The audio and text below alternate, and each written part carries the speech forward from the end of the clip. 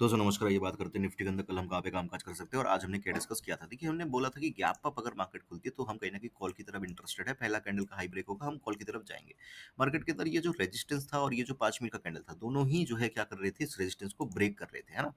फिर जो है एक तगड़ी मोमेंटम यहाँ से मार्केट के अंदर देखने को मिली। अब बात आती है कल क्या होना चाहिए। देखो आइडियली मार्केट को तो गैप डाउन ही खुलना चाहिए मेरे हिसाब से कल के दिन, ठीक है। फिर भी डिस्कस कर लेते हैं हर एक सिनारियो। और मैंने आपको बहुत पहले बोला था कि अप्रैल मंथ की जो क्लोजिंग है वो 23,950 के आसपास होनी चाहिए। तो कल मार्केट पूरी कोशिश करेगी कि मार्केट यहाँ पे आके ही क्लोज करे, राइट।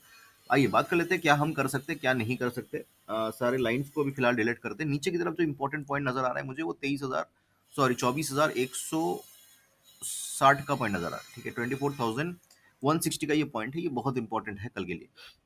अगर मान लो कि पहले गैप अप की बात करते हैं जिसके चांसेस कम है, अगर मार्केट गैप अप खुलती है, ठीक है, तो 350 तक तो मैं क्या करूंगा मार्केट के अंदर थोड़ा सा पुट में ही इंटरेस्टेड हूँ, ठीक है। तब हो सकता है कि मार्केट के अंदर चार्ट कुछ इस तरीके से बने, इस तरीके से बने, है ना। इसी के अंदर मार्केट जो है पूरे दिन रह जाए, चांसेस आर वेरी हाई। अगर मार्केट गैप अप खुल के 350 के ऊपर 15 मिनट सस्टेन करती है, तभी जाके जो है मैं क्या करूंगा यहाँ पे कॉल का ट्रेड में फर्दर इंटरेस्टेड हूँ। सिमिलरली फ्लैट अगर मार्केट खुलती है तो चांस आर वेरी हाई कि मार्केट इसी रेंज के अंदर रह सकती है। फिर हो सकता है कि सेकंड हाफ में यहाँ पे आके क्लोज हो जाए, तो ये चार्ट बन सकता है। तो मैं कहीं ना कहीं गैप अप में फ्लैट में थोड़ा सा ऊपर आने पे मार्केट के अंदर पुट में ही इंटरेस्टेड जो है यहाँ पे रहूंगा, है ना। ऊपर की तरफ जितना मुझे 300 320 के क्लोज मिलेगी मैं यहाँ पे पुट ही लेना पसंद करूंगा। फ्लैट खुलने पे अगर 350 को ब्रेक कर देती है तो मैं बहुत ही कम क्वांटिटी में, मतलब ऐसे 10% या 20% क्वांटिटी में क्या करूंगा, पुट लेने में इंटरेस्टेड रहूंगा, उससे ज्यादा नहीं, ठीक है। अगर मार्केट फ्लैट खुलती है यहाँ पे पुट का ट्रेड, अगर ब्रेक करती है फ्लैट खुल के तो बहुत ही कम क्वांटिटी में कॉल का ट्रेड।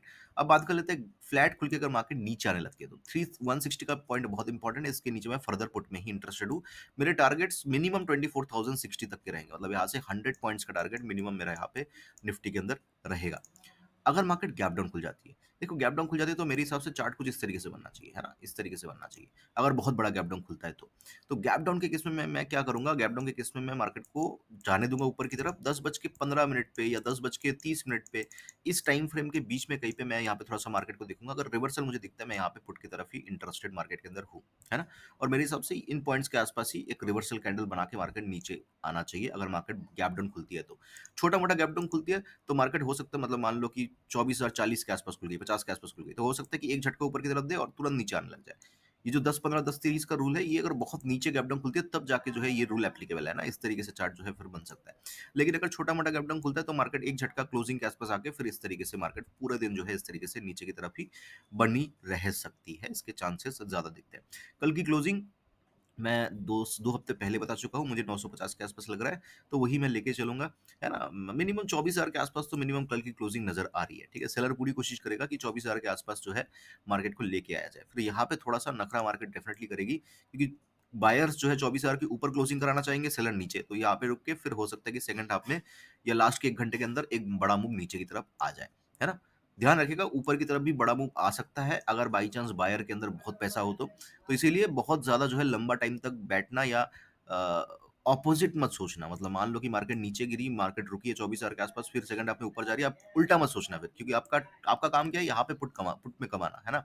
आपका काम ये नहीं है कि यहाँ पे फिर से फर्दर पुट लेना, क्योंकि यहाँ पे अगर मूव आ रही है तो हो सकता है एक तरफा भी आ जाए, राइट। आई होप कि मैं क्लियर हुआ, आई होप कि वीडियो मेरी अच्छी लगी होगी। कोई डाउट्स वगैरह रहेगा तो आप कमेंट्स में मुझे पूछ सकते हैं। मुझे सुनने के लिए आपका बहुत बहुत धन्यवाद। आपका दिन शुभ हो।